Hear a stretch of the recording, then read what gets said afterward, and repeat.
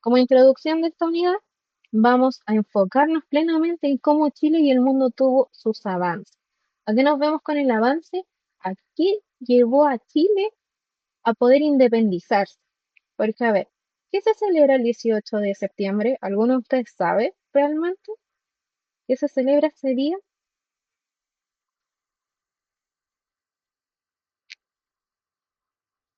Porque si me dicen la independencia, les voy a hacer así. ¿Cómo, Fabi? Muy bien.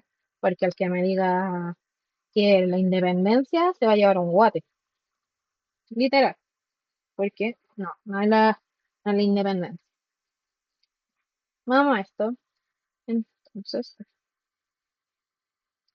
en Chile en 1810 a 1820 tenemos una gran lista de antecedentes que fueron importantes en estos externos. Uno de estos tenemos la Ilustración en el siglo XVII.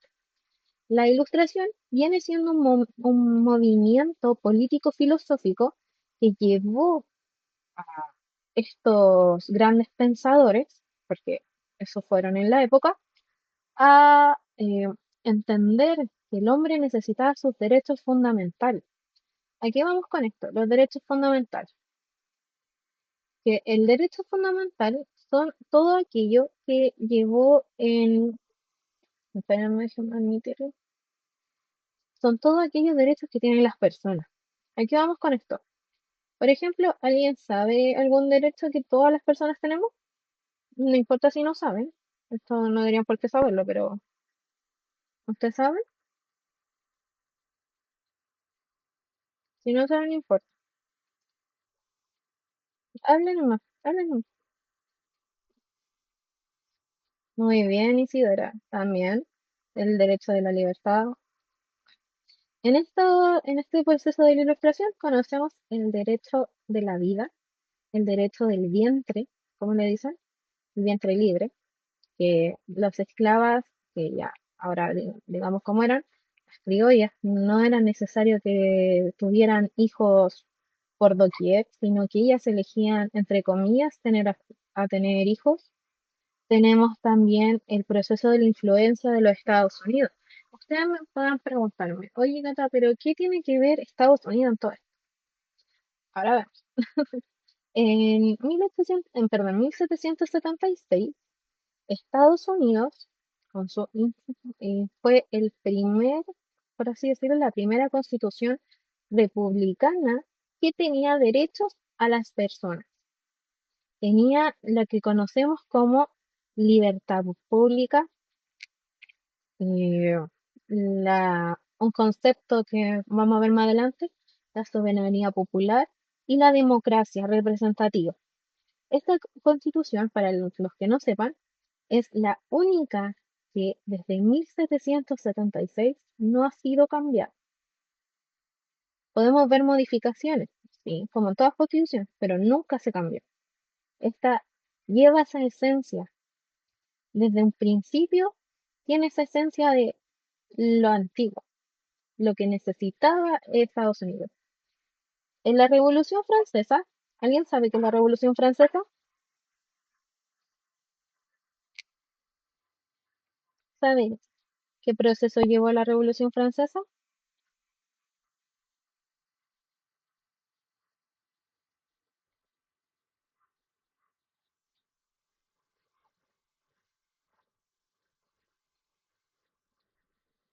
Muy bien.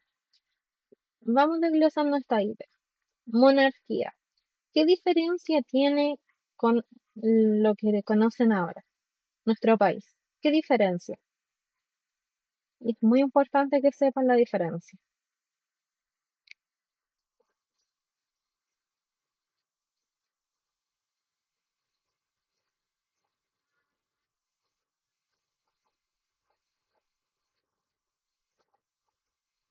Muy bien, Michelle.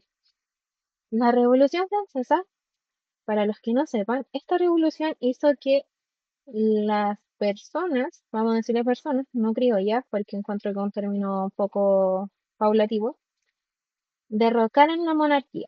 La monarquía es cuando todos los poderes, legislativo, ejecutivo y judicial, caen en una sola persona, en este caso el rey. ¿Y quién eran los reyes? Los de misma sangre de familias adineradas o aristocráticas que manejaban un estado determinado.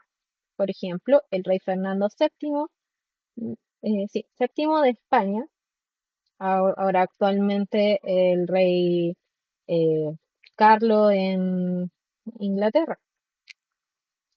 Son monarquías, pero tienen sus diferencias. Parece que alguien habló en el WhatsApp de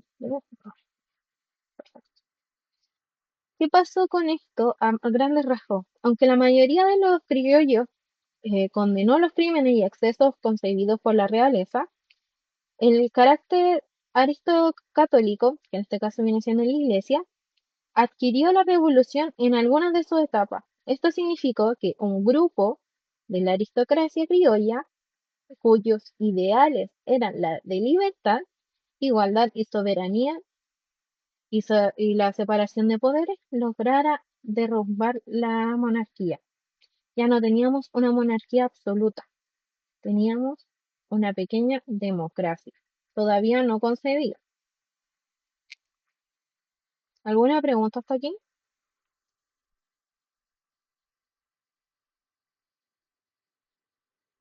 ¿Alguna pregunta, duda?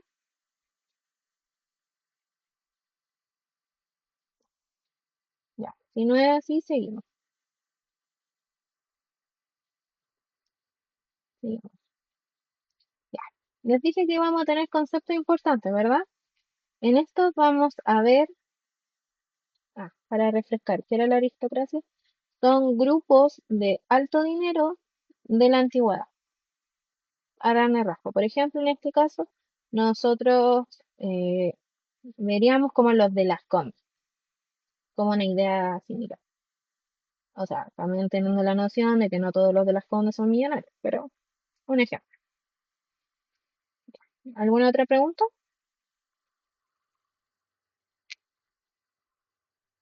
Si no es así, continúo. Bueno, tenemos conceptos importantes. Soberanía popular, la separación de poderes, la igualdad ante la ley y el constitucionalismo. ¿Alguien sabe qué es la soberanía popular? Está bien si no lo saben, pero por si acaso, sí, sí,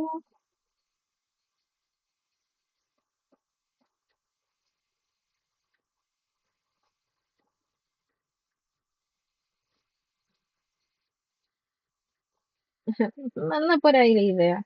¿Qué más? Chris parece que era, que tenía la mano levantada.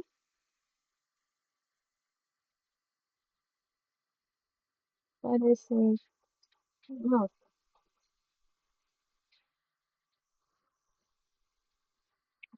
Por ahí está baja la idea. A ver, veamos qué nos dice Maura. Maura, vamos con la idea.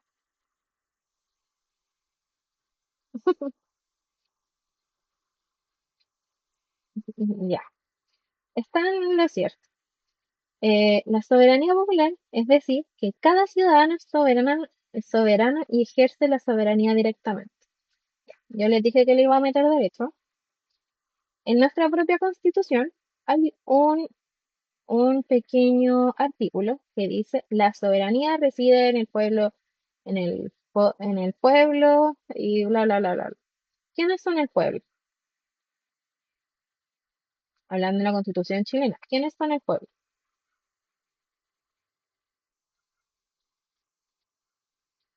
Muy bien, los ciudadanos. En este caso, tienen derecho a la decisión, participar en las decisiones. Espérame, que estoy leyendo del país. Por ejemplo, votaciones en elecciones. Ya, muy bien, Rocío. Vamos por aquí. La soberanía popular, como les decía, es donde nosotros tenemos la soberanía de elegir a nuestros representantes. Ah, alguien de... O sea, me perdí. Ya. Después vamos a hacer a la rápida todo, ¿ya? Vamos a ir recapitulando página por página. No, no se preocupe. Hasta aquí quedó claro qué es soberanía popular.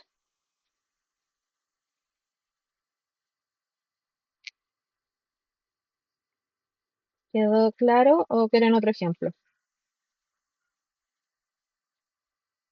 Si no hay nada más que decir, continúo. La separación de poderes. ¿Ustedes saben qué es la separación de poderes? ¿En qué se separa? ¿En qué consiste?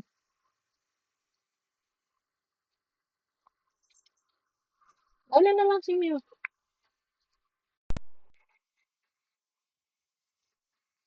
Maura, que tiene levanta la mano.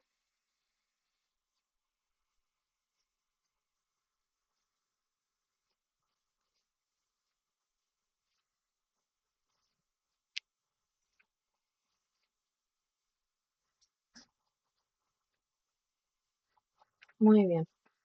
De hecho, es exactamente eso. La separación de los poderes viene siendo que nosotros desglosamos el poder del rey en tres áreas o en tres menciones. Por ejemplo, la ejecutiva, que es representada por el presidente de la República, la legislativa, la Cámara de Senadores y Diputados, y la judicial, que en este caso, tribunales, la Corte Suprema, etc. Estos deben ser separados e independientes para que exista un control de equilibrio en un Estado. ¿Qué quiere decir esto? Que no reside en una sola persona estos poderes, sino que en tres organismos totalmente distintos, pero que se necesitan mutuamente. Por ejemplo, el presidente de la República quiere hacer una ley, ¿ya? Esta ley o este proyecto de ley tiene que pasar por las cámaras, en este caso cámaras bicamerales, porque son dos cámaras, para que sea una ley, ¿verdad? Que esté publicada. Pero, ¿qué pasaría si esa ley no va de la mano de la Constitución? Porque tenemos que entender que la Constitución es lo más importante. ¿Qué pasaría? ¿A quién tendría que decirle, oigan, esta ley no va a esto? Perfecto, Isidora, se mete al Poder Judicial. En este caso, a la Corte, al Tribunal Constitucional, quien dice, hey, paren, esta ley está vulnerando la Constitución. ¿Se entiende? Que son independientes, pero se necesitan para un Estado equilibrado. ¿Se va entendiendo, Maura?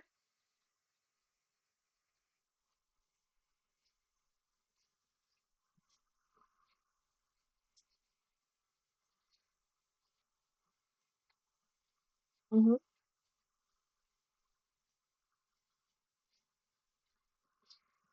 La separación de poderes como tal fue en la Revolución Francesa.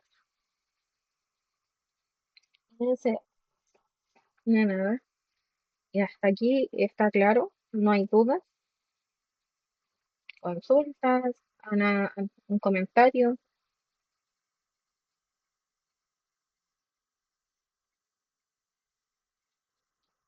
Si no es así, vamos con el siguiente, la igualdad ante la ley. ¿Alguien sabe qué es la igualdad ante la ley? Yo sé que suena súper de derecho, pero creo que es algo importante que tienen que saber.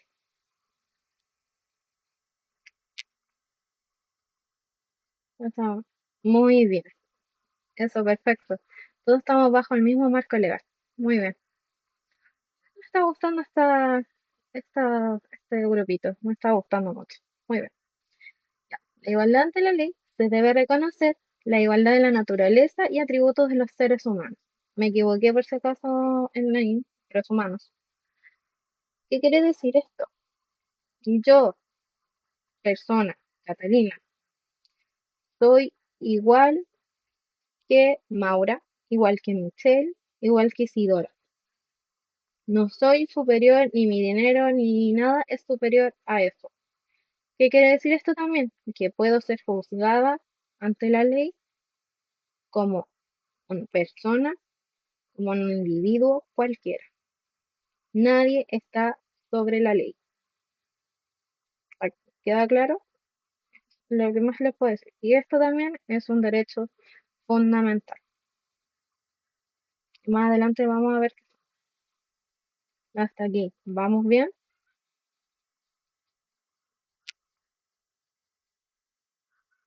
¿Sí? Ya, sigamos.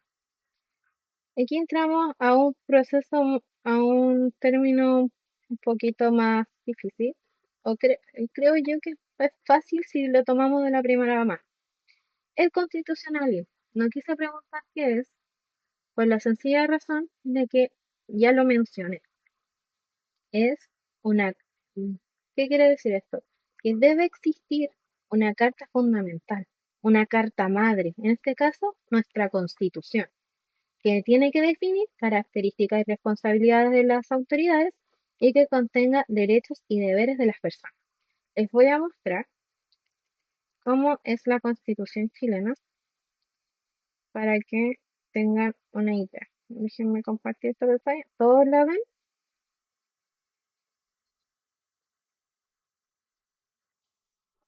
Ya. Podemos ver en la Constitución que tenemos capítulos, ¿verdad? En esto tenemos las bases de la institucionalidad. ¿Qué quiere decir esto? Las responsabilidades que tiene el Estado para esto. Ahí sí, oh, no soy un comercial, pero las bases de nuestro Estado. Pero también tenemos quienes son chilenos, quienes pueden acceder a la ciudadanía, quienes son los ciudadanos. Tenemos también los derechos y deberes constitucionales, lo que la Constitución está obligada a hacer. Tenemos también qué debe hacer y qué no debe hacer el presidente de la República, quiénes pueden y no pueden ser ministros, quiénes pueden administrar el Estado y quiénes pueden dar un estado de excepción constitucional. También tenemos cómo se compone y quiénes pueden estar en el Congreso Nacional. Tenemos qué hace el Poder Judicial, qué hacen los ministerios públicos y qué hace el Tribunal Constitucional, etcétera. Ahí podemos ir desglosando. Bueno, qué puede hacer o no las Fuerzas Armadas, qué es Seguridad Nacional, qué hace el Banco Central. ¿Se entiende? A lo que íbamos en la presentación. Debe existir derechos y deberes de las personas que pueden y no pueden hacer. Por esto es importante la Constitución. Hasta aquí, ¿queda claro?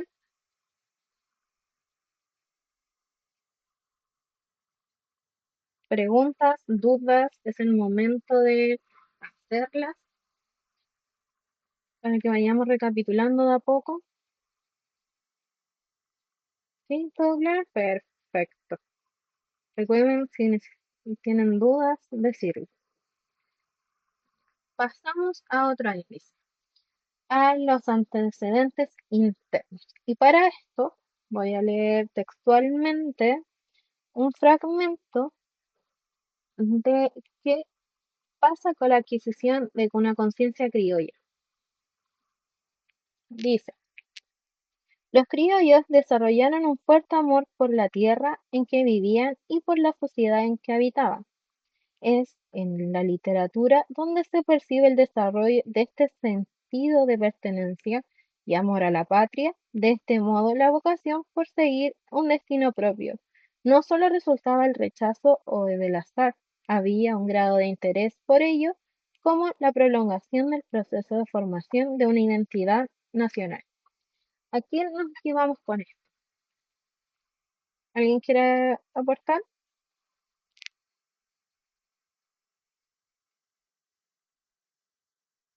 a lo anterior señalado? ¿Qué quiere aportar?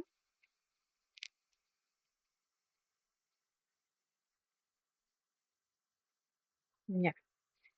La que quiere aportar esto es que los criollos, las personas empezaron a tener un amor a la patria, un sentimiento de que es su tierra. Por ejemplo, las personas de campo, las personas, muy bien Isidora, el nacionalismo, muy bien Isidora.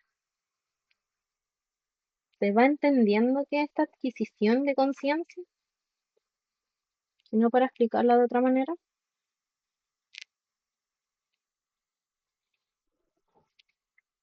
Perfecto. Pasamos entonces al malestar criollo. Durante el periodo colonial vamos a tener dos mentes ahora, en este caso tenemos que conocer que los peninsulares van a ser los españoles y los criollos van a ser los chilenos, ¿ya? Eh, ya basado en este malestar, en este proceso en que había una rivalidad entre criollos y peninsulares, en el país, en el gobierno americano, se consideraban más preparados que los peninsulares, los criollos, teniendo una élite criolla. Esto hizo que el descontento se extendía también en un ámbito cultural, pues los criollos también criticaban la calidad de enseñanza a la censura de obras literarias. ¿Por qué vendría siendo esto? La censura para no abrir el pensamiento, el conocer. Tenemos que entender que en Chile hubieron criollos que sí sabían leer, que eran los de aristocracia, los que podían enseñarse, la gran mayoría hombres, que sabía leer, escribir, que no eran analfabetas. Por ende, cuando llegaron los libros, era un pensamiento totalmente distinto, porque se le expandía la noción. Por ejemplo, podríamos decir, ya, Pepito conoció, no sé, a ver, un libro súper antiguo, ya, el Don Quijote y la Mancha. No tiene nada que ver en esa época, pero es un ejemplo más conocido. ¿Qué expresa Don Quijote la Mancha? El amor a una persona, una idealización, pero expande la mente el Edipo Rey, expande todo esto, sus miradas filosóficas. Por eso esto fue un movimiento muy filosófico político. La crisis económica del régimen colonial fue que, como en todos lados, las guerras, las peleas, o sea, las grandes rivalidades, ¿qué hace esto? Decae económicamente. Cualquier país que esté en guerra con otro estado tiene que tener dinero para financiar armas, alimentación, a los soldados. ¿Y qué pasó con esto? Fueron decayendo. Tuvimos también una crisis de la monarquía española. ¿Alguien conoce a Napoleón Bonaparte?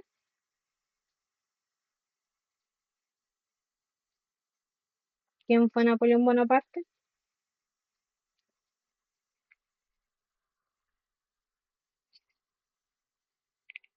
¿Sí? Ya.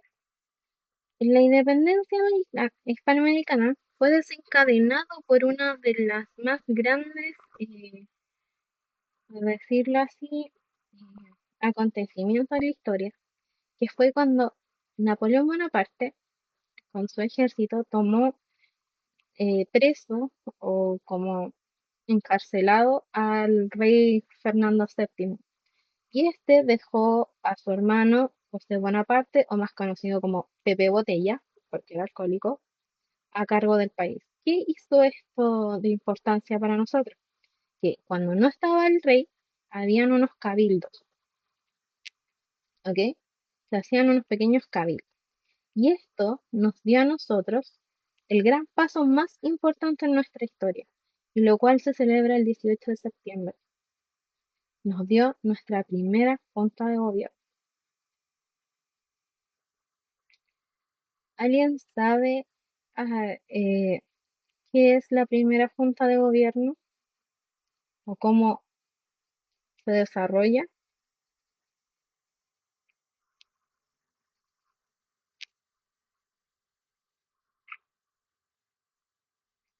¿Alguien sabe?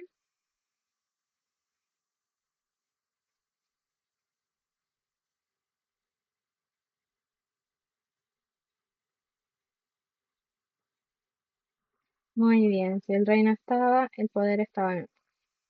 Muy bien. ¿Cuáles fueron las principales obras de esta primera junta de gobierno? Es que el cabildo, dado el 18 de septiembre de 1810, resolvió la forma de una junta autónoma de gobierno y juró fidelidad al rey. Muy bien, el primer paso para la independencia. Fidelidad al rey cautivo, en este caso a Fernando VII. y materializó algunas de estas reformas deseadas por los criollos. ¿Cuáles fueron estas reformas? El decreto de libre comercio estableció leyes políticas y diplomáticas con la Junta de Buenos Aires, eximió los impuestos de los útiles para la enseñanza, de la guerra y la industria, y convocó a elecciones para un congreso y además disolvió la Real Audiencia. Hasta aquí vamos bien.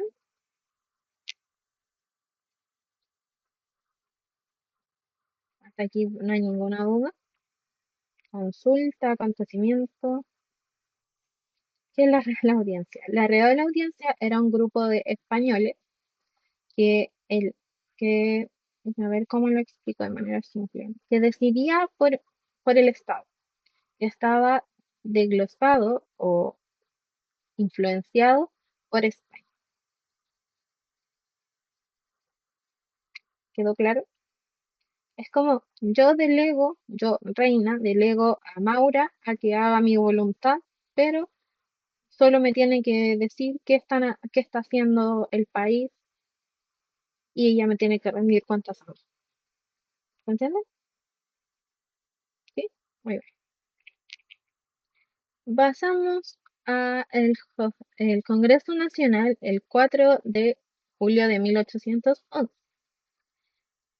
Para la representatividad del proceso en marcha, la Junta convocó elecciones para un Congreso Nacional. Este Congreso tuvo mayoría de diputados moderados que se contentaba con algunas reformas menores. En cambio, había una minoría que ocultaba las separatistas o los exaltados. ¿Qué pasó con esto? El Congreso Nacional era solo de algunos pocos, ¿ya? La gran mayoría, bueno, no que absolutamente hombres. ¿Y qué hizo esto? Que se instaló el Supremo Tribunal Judiciario, que reemplazó el Tribunal Superior de España y la Real Audiencia, creó la provincia de Coquimbo y creó la Ley de Libertad de Vientre, que fue una abolición parcial de la esclavitud. Aquí podríamos decir que ya no había muchos esclavos.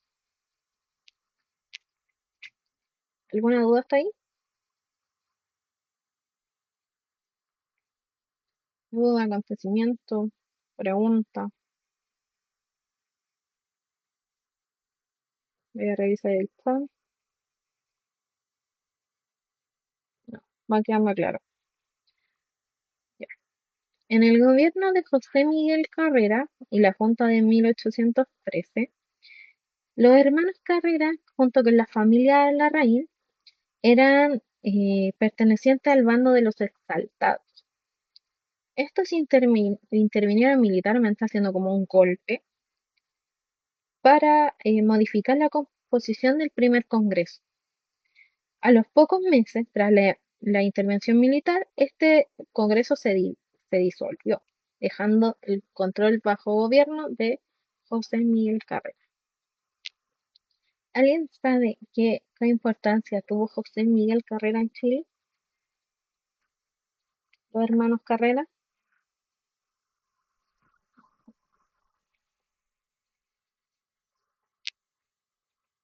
¿no?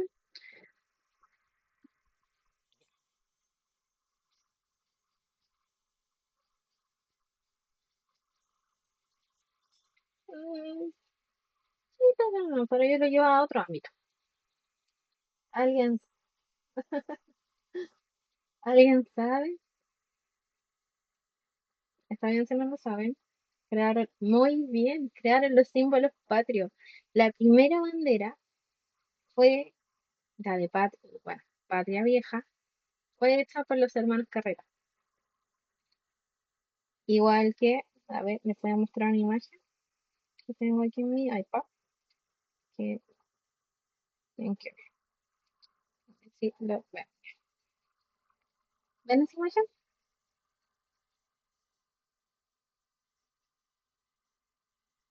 Esta era uno de los símbolos patrios. ¿Ven que es súper antiguo? Súper... y fue hecho por los hermanos Carrera. Digamos que para esos tiempos fue el escudo, uno de los escudos nacionales. Hasta aquí, ¿tienen alguna duda sobre la patria vieja? Para que pasemos a la reconquista. ¿Alguna duda? Consultan. Ah, ¿alguien envió cómo era la primera bandera? La bandera, ¿no? Les voy a mostrar la primera bandera. Bandera de Chile, patria vieja. Vamos a compartir. Les presento la primera bandera de Chile. Así era. Tenía esos tres colores: blanco, azul, amarillo y el logo pátrico. Bueno, muchos conocen esta bandera pátrica. No la conocían con el escudo.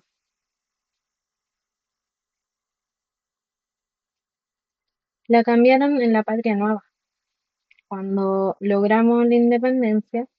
Luego de nuestra gran independencia, donde se firmó el acta de independencia, lo cambiaron.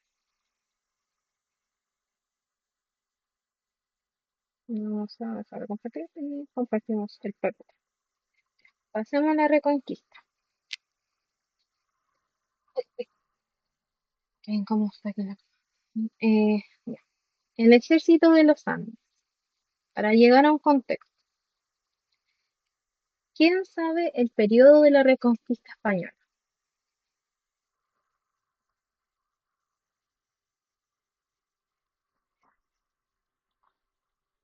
¿Alguien sabe?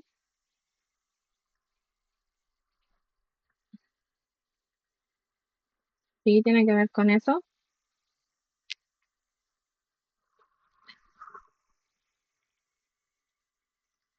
La reconquista española fue entre 1814 a 1817, ¿ya? España, con el rey Fernando, recuperó el trono y decide poner un movimiento autonomista en América, por lo cual dispone la disposición, movió a sus militares hacia América con el objetivo de restaurar el antiguo dominio colonial. Pero ¿qué pasó con esto? Que todos los tribunales de vindicación para juzgar a los partidarios y simpatizantes del proceso de independencia, me moví ¿cómo puedo explicarlo más simple? De la independencia hubo una persecución de patriotas. ¿Qué quiere decir esto? Que los patriotas, los que se sentían en el batallón de las Talaveras, fue como una guerra entre España y Chile. Bueno, fue la guerra con la abolición de la que quiso tomar el poder nuevamente. ¿Qué hizo el rey Fernando?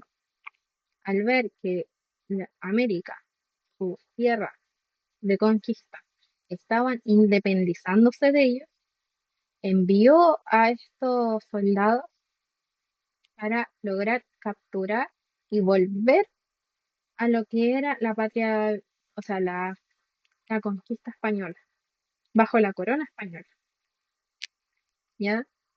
¿Y qué pasó con esto? Se creó el Ejército de los Andes, en el cual en Mendoza se organizó el ejército para lograr la independencia de Chile y Perú. El gran general José de San Martín, secundado por Bernardo O'Higgins, el Libertador, y Ramón Freire, darían la vida al llamado Ejército de los Andes. Ellos caminaron por Chacabuco queda cerca, entre comillas, de la cordillera, por eso le dicen el Ejército de los Andes, para poder eh, eliminar el poder español, ¿ya? Y esto ocurrió con la batalla de Chacabuco en 1817 y esto se llamó el fin de la Reconquista, ¿ya? Esto ocurrió el 12 de febrero de 1817. Podemos decir, hace muchísimos años atrás. ¿Y quién ganó en esto? Triunfó en la batalla de Chacabuco el ejército de los Andes, con ayuda de José de San Martín, Bernardo Higgins y Ramón Frey, quienes fueron los comandantes de esta guerra. ¿Alguna duda sobre la batalla de Chacabuco?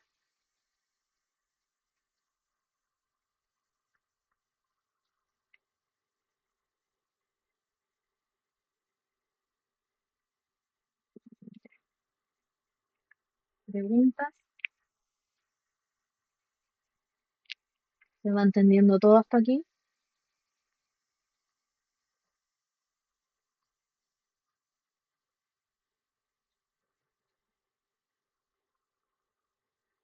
No hay duda.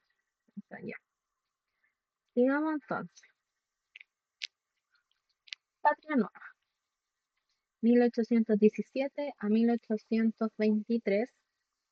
Después de esta batalla de Chacabuco, se creó un cabildo abierto, como una elección, por así decirlo, en Santiago, en donde en el mando del general Bernardo O'Higgins asumió, y anótenlo bien, este término, asumió como director supremo, no todavía como presidente de la República. Ojo ahí, antes de presidente de la República estuvo el término director supremo, ¿ya? Quien se encargó que en el ejercicio hasta 1823. Y este nuevo gobierno debió abocarse principalmente a organizar el naciente Estado y la lucha contra los núcleos realistas. ¿Y hizo esto? Que en el sur de Chile, entre Valdivia y Chiloé, todavía habían grupos de españoles, ¿ya? ¿Y qué hizo con esto? Eh, ¿Cómo se llama? Hizo que esta idea, esta, esta pequeña batalla que había en el sur, realizaron una expedición libertadora del Perú cuando estaban las pertenecientes en en el sur de Chile. Entonces, ¿qué hizo esto? Nuestro poder militar se dividió, yendo a ayudar a Perú y a combatir lo que nos quedaba todavía. Este contexto se creó la escuela militar que lleva el nombre de Bernardo Higgins. Es un hito muy importante porque sin esa escuadra nacional nosotros no hubiéramos tenido el, el sur de Chile. ¿Y qué importante esta parte de la historia? Hasta aquí van entendiendo, no tienen ninguna duda, porque vamos a pasar a algo un poco más complejo de la historia.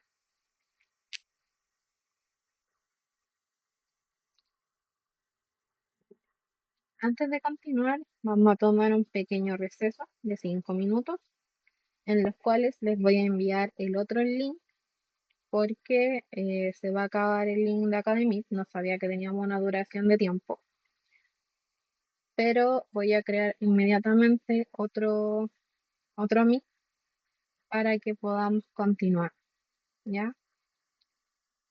Voy a crear una reunión,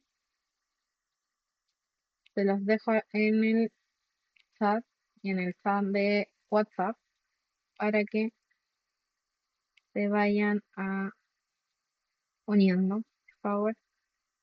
5 minutos y continuamos.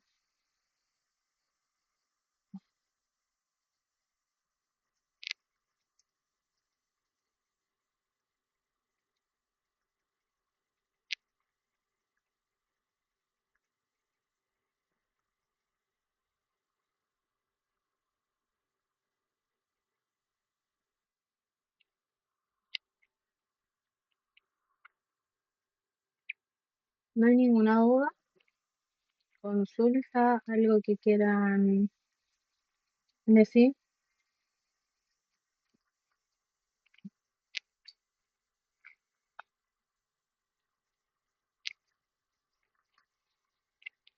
Creo que estamos todos de nuevo. Me falta Chris.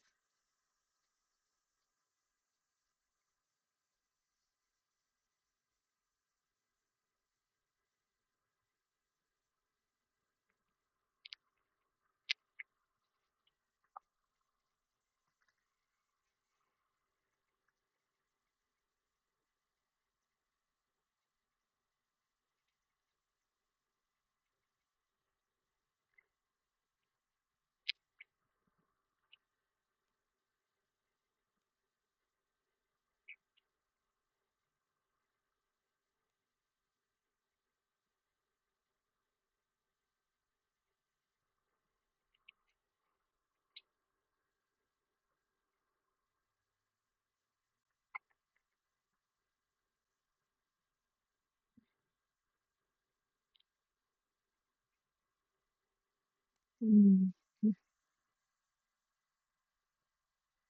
No hay ninguna duda. Consulta como crecimiento importante.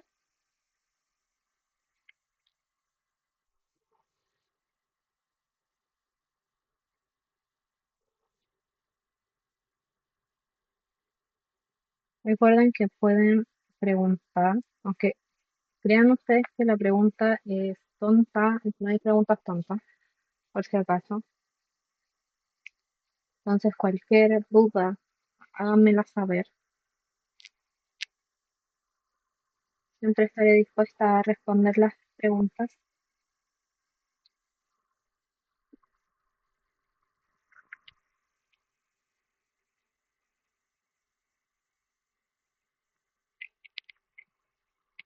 Y ahora vamos a entrar a los ensayos constitucionales y quiero que hagamos un paralelo muy importante sobre el gobierno de Bernardo Higgins.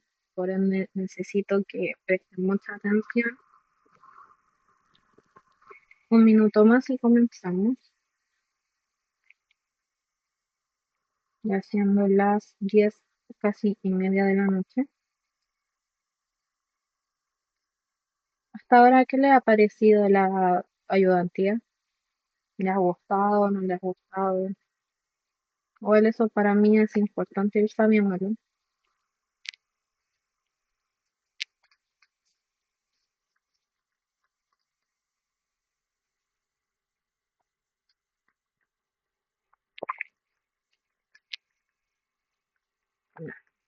Bien. No, a ustedes por participar. Estos proyectos así de ayudantías son importantes. Sin decir que se lo explique a otra persona que no es profesor, que conozca la materia, es importante. Ya, vamos a empezar. Vamos a ver el paralelo. Yo sé que se va a escuchar muy repetitivo y tal vez les voy a subir en mi apunte, se los voy a mandar ya hecho en una tablita bien bonita sobre el paralelo que les vamos a hacer sobre el gobierno de Bernardo O'Higgins, ¿ya? Antes de entrar a estos ensayos constitucionales, esta es una materia un poco más pesada, por ende, si quieren, vamos lento para que puedan ir entendiendo mejor estos pequeños cambios, ¿ya? Voy a hacer que ingrese mi iPad para que lo veamos, porque es importante. Esperemos un momento. Sí, sigo grabando.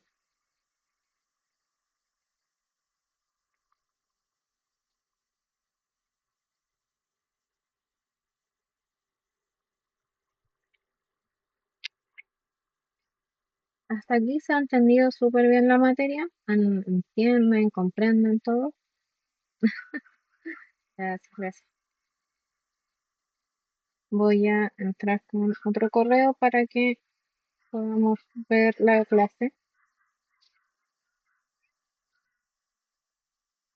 No tuve acceso, permitir, permitir, permitir. Vamos a ingresar, van a ver mi iPad dentro de poquito para que empecemos ya leyendo. Listo, admitir. Voy a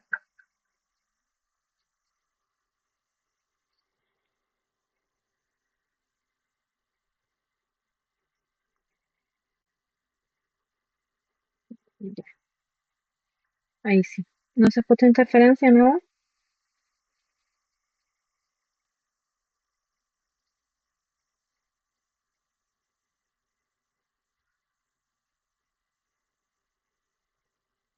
Perfecto.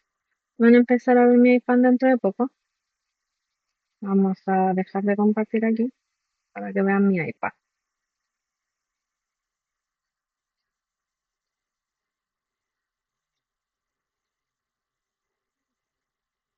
Ya. Ven esta página del libro, ¿verdad? ¿Todos la ven?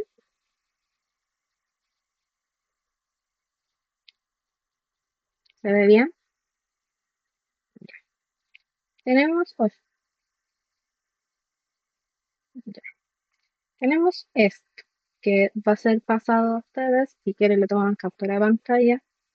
No tengo problema con eso. ¿Qué características tuvo el gobierno de Bernardo Higgins? Tenemos la creación de la escuela militar, un hito muy importante. Tenemos también la abolición de los títulos de nobleza y prohibición del uso de escudos de armas, reemplazados por la Legión al Mérito. ¿Qué quiere decir esto? No cualquiera podía ser soldado, tenía que tener mérito. No cualquiera podría ser de la aristocracia, tenía que tener algún mérito. Se intentó abolir la mayor rasgo rechazados por la aristocracia. Ustedes tienen que entender, Bernardo Higgins no era de dinero. Su padre sí, pero era guacho por ser de madre criolla. Ustedes deben entender que él se ganó su puesto por trabajo, no porque tenía dinero. Entonces, también tenemos que ver que se creó un mercado de abastos en Santiago. Tenemos también la reapertura del Instituto y Biblioteca Nacional, la implementación de este sistema lacanteriano en la educación, terminó la construcción del Canal de Maipo, hubo una búsqueda de reconocimiento de la independencia de Chile por otros países. ¿Cómo decirlo esto sin que suene tan patriótico? Pero nosotros fuimos el experimento que llevó a otros lados de Latinoamérica a tener su independencia, ¿ya? El intento de reanudar las relaciones diplomáticas con la Santa Sede, con la Iglesia, la constitución del paseo público de la Alameda de las Delicias, cosas que eran propias de nosotros. La creación del cementerio general en Santiago, el cementerio de disidencias en Valparaíso y la creación de dos constituciones, la de 1818 y 1822. Si quieren le sacan captura, igual yo esto se los voy a subir, ¿ya? Y esto es lo que más quería ver yo, el por qué es importante que vean. Porque en la Constitución Política de bueno, no República, de 1818 tenemos la consagración de los derechos y libertades y la igualdad ante la ley, seguridad y deberes ciudadanos. Tenemos una constitución, tenemos algo que podemos decir son deberes y derechos de las personas. También se estableció el principio de la soberanía nacional y el sistema representativo de gobierno. ¿Qué quiere decir esto? Las personas elegían, si eran algunos pocos, pero había elección, ¿ya? Se reconoce el régimen del patronato. ¿Qué quiere decir esto? Se reconoce a la iglesia. Y la iglesia era la católica. Y este director supremo dispone del mando de Fuerzas Armadas, el manejo de finanzas, políticas, entre otros. ¿Qué hacía esto? Bernardo Higgins tenía el poder de mercantil el manejo de la política con otros países, propios cargos públicos aquí en Chile, designar senadores y censurar la correspondencia. Él leía las cartas, o sea, no que las leía él, pero un puesto de ellos leía las cartas y censuraban lo que no estaba permitido hablar. Y no había un plazo del mandato del director supremo, no había un plazo fijo. ¿Qué quiere decir esto? No era como el presidente de la República, que dura 4 años, no. Y no puede ser elegido hasta que pase un año. En este caso no. Este hacía como un poco de monarquía, en el cual no había un tiempo determinado. ¿Qué ocurrió en 1822? Se establece detalladamente las garantías individuales. Las personas individuales. Se fija por primera vez los límites de Chile. Los límites de cuáles son, eh, que corresponde a Argentina, a Perú, a Bolivia, etc. Se establecía un ejecutivo fuerte con una duración de 6 años, pudiendo ser reelegido otros 4 por el cargo que sería servido del propio Bernardo Higgins. En cuanto al poder legislativo, se consagra por primera vez el sistema bicameral. Yo le expliqué que bicameral significa que tenemos dos cámaras, senadores y diputados. Y se establecen los ministerios de gobierno y relaciones exteriores, guerra y marina y hacienda. Hasta aquí. ¿Vamos bien?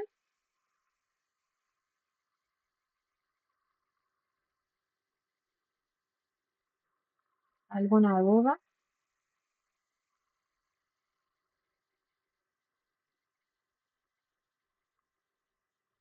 ¿Dudas, consultas, acotaciones importantes? ¿Se tomaron captura?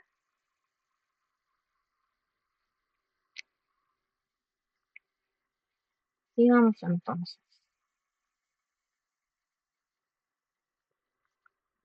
Ahora vamos a pasar al punto fuerte, que son los ensayos constitucionales.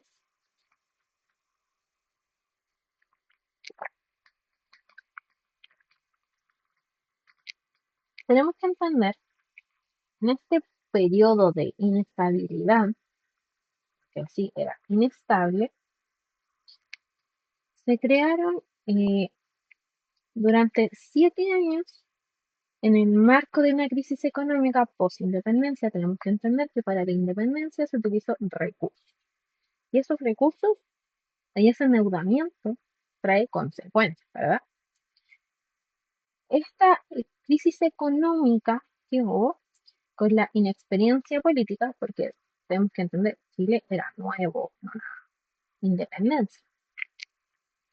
Por ende, esta incultura del bajo pueblo y la confianza absoluta de la ley como un instrumento rector, que quiere decir esto, que guía de las costumbres, conducirían a un periodo de ensayos políticos marcados por los enfrentamientos y luchas. En estas tendencias políticas se atravesaba de pequeños grupos que seguían líderes o caudillos.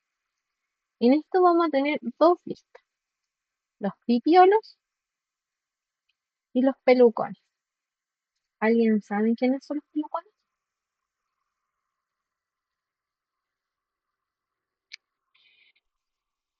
Muy bien, los conservadores. ¿Y quiénes eran los pipiolos? Muy bien, Cris. Has tomado el tiempo de leer historia. Muy bien. Estas ideas liberales europeas eran vistas por los pipiolos. Como dice Gris, eran los liberales. Tenemos un marco conservador y un marco liberal, ¿ya? En estas dos contraoposiciones batallaban mucho por el poder. Y si ven en un esquemativo que voy a hacer y se los voy a mandar, tenemos que hubieran gobiernos o pequeños gobiernos conservadores, liberales, conservadores, liberales, y así iba una guerrilla con los cables, ¿ya? Después de esto, tenemos un grupo minoritario que se llama los extranjeros. que va a ser muy importante ahora en adelante, que fueron los seguidores de Diego Portales. ¿Alguien conoce o ha escuchado de hablar de don Diego Portales?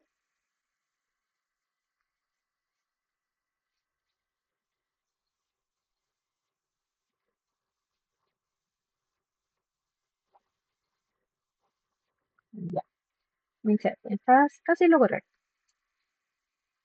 ¿Alguien conoce la Constitución de 1833?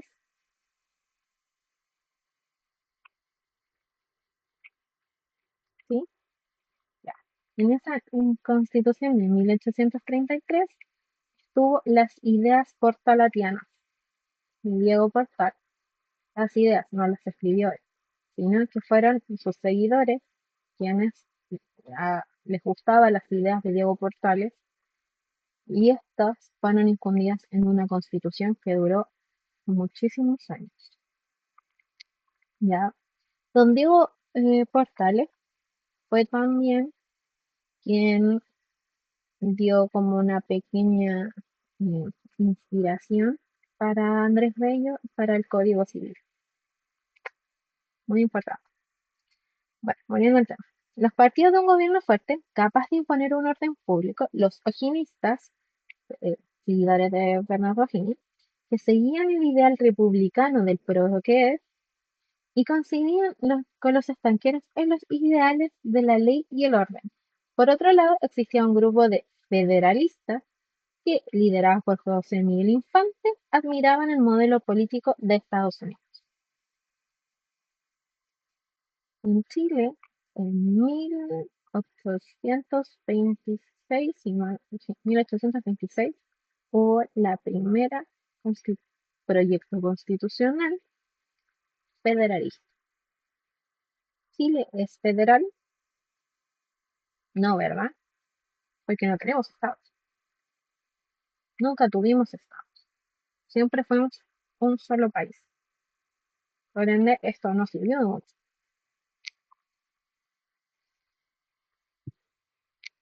Ahora aquí el mapa de discusión. ¿Alguien conoce quién fue encargado en la Constitución de 1823? Si lo leen en PPT es trampa. De hecho, voy a dejar de compartir porque necesito que hablemos entre dos. ¿Alguien sabe de quién fue la Constitución de 1823? Materia de padres. Muy bien. Y esta, muy bien, Constitución moralista. ¿Qué tenía de importante esta Constitución moralista? Maura,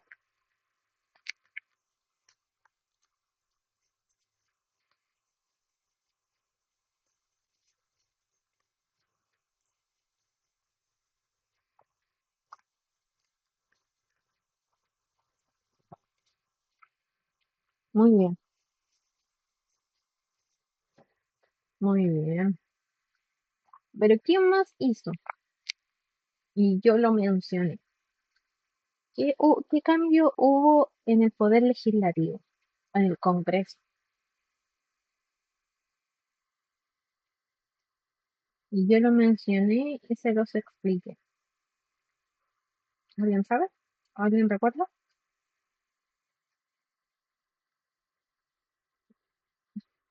Creo que no. La bicameralidad y un poder judicial independiente. ¿Ya? También tenemos que un ciudadano con el título de director supremo gobierna y administra el Estado durante 5 años en el cargo, pudiendo reelegirse con 2 tercios de los sufragios, ¿ya? Y también, le fue el textual, dice que en Chile no hay esclavos y el que pise su territorio por un día natural será libre. ¿A qué alude esto? Michelle, Montserrat, Pris, Abril, y sí. Aquí va lo que acabo de decir, que en Chile no hay esclavos y el que pise su territorio por un día natural será libre. ¿A qué le decimos esto? Pueden dejarlo en los comentarios en el chat.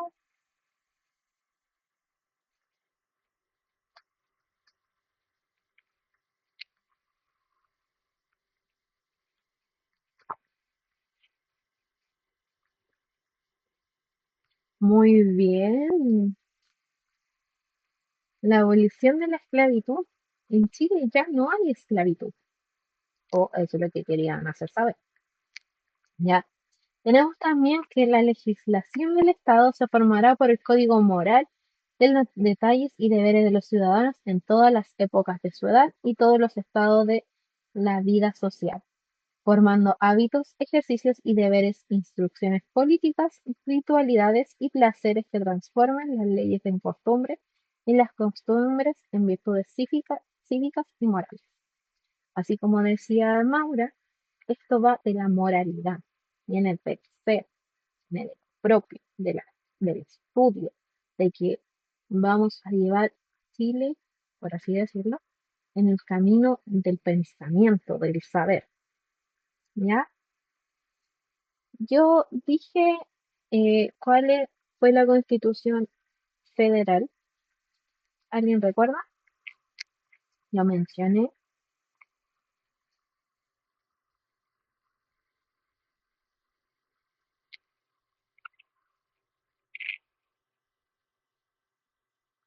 Yo dije la fecha. Muy bien. 1826. Muy bien. En esta fue de manos de José Miguel Infante, en el cual, a grandes rasgos, decía que la República de Chile se constituye por un sistema federal. El gobierno será ejercido por un presidente de la República, las elecciones de gobernadores por propias provincias, lo que durarán un año en sus funciones, elección popular de los curas párrocos y la división administrativa del país serán de 8 provincias, en lugar de las 3 anteriores. Aquí, gracias a esta ley federal, ya no tenemos el cargo de director supremo, sino de presidente de la República. Tuvimos también una constitución liberal, ¿ya? Tenemos que entender que Chile pasó por muchos acontecimientos traídos de vistas extranjeras para lograr lo que conocemos hoy en día. Tenemos que en 1828, en manos de Joaquín de Mora, tuvimos una constitución liberal. ¿Qué quiere decir esto? Que la religión oficial de este estado era la católica apostólica romana, con la exclusión del ejercicio público de cualquier otra. En Chile solo era católico, podían hacer uso de otras religiones y que nadie sería perseguido ni molestado en sus opiniones privadas. ¿Qué quiere decir esto? Que por fuera todos eran católicos, pero a puertas adentro podían tener la religión que quisieran. Y este poder legislativo reside en el Congreso Nacional, el cual constará de 2 cámaras, diputados y senadores. Se elegirán por votación directa de los diputados. Los senadores serán elegidos por asamblea provincial. Y quiere decir esto que tanto senadores como diputados eran elegidos, no por la ciudadanía, pero sí por quienes estaban administrando el poder. El poder ejecutivo será ejercido por un ciudadano chileno de nacimiento, de edad de más de 30 años, denominado presidente de la República de Chile. También se crea el cargo de vicepresidente. La duración del mandato del presidente y vicepresidente será de 5 años, votación indirecta, y dispone la abolición de los mayorazgos. ¿Qué pasa con esto?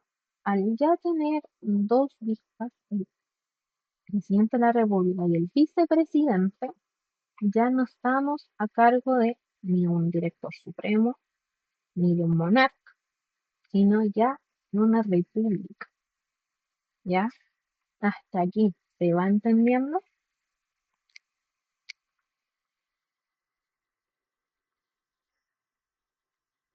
Sí, no,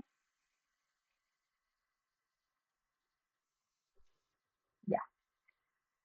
Vamos a ver un siguiente video, eh, que es muy cortito, a mi parecer.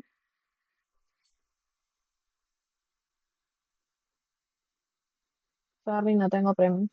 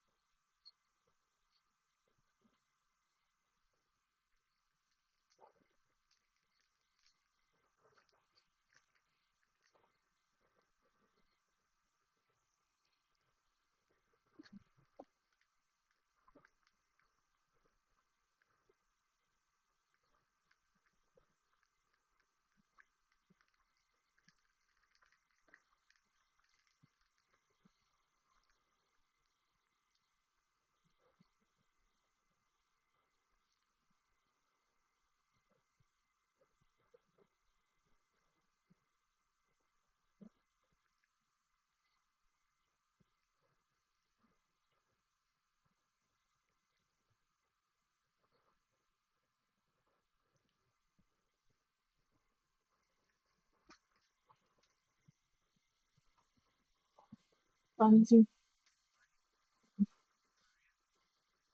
Y por terminar.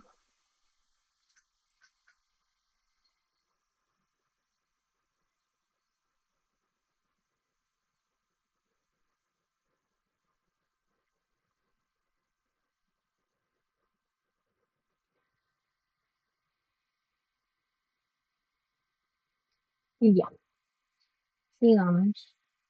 Entonces, ¿qué nos queda por revisar? Creo que no está con ah, rayos. Ahora el tema de preguntas. Para ya estar terminando,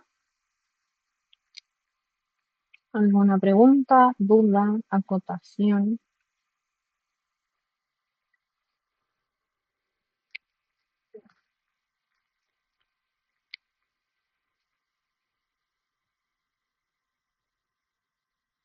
Ninguna, dice Maura, y los demás.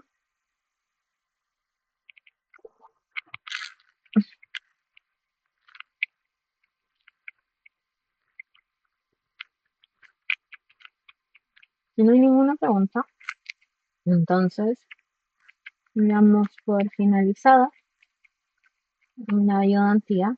Espero que les haya gustado, servido. Si requieren otra ayudantía de otro eje, bueno, igual que muchas más unidades todavía por delante, estoy encantada de ayudar. Ya saben dónde me pueden ir a hablar en mi Instagram o en mi WhatsApp. Y recuerden, el video va a ser subido en unos 10 minutitos. Y a 15 minutitos tengo que editar ambas partes, ver el sonido, si no grabar todo para subirles. Y eso.